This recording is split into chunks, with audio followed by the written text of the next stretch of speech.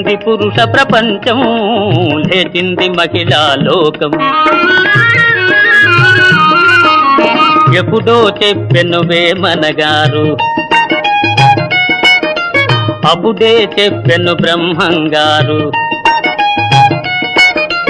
ఎప్పుడో చెప్పెను వేమనగారు, అప్పుడే చెప్పెను బ్రహ్మంగారు. ఇప్పుడే చెబుతా ఎన్నుకో బుల్లెమ్మా, ఇప్పుడే చెబుతా ఎన్నుకో బుల్లెమ్మ. భిసన్న చెప్పిన వేదం కూడా లేచింది, నిద్ర లేచింది మహిళా లోకం.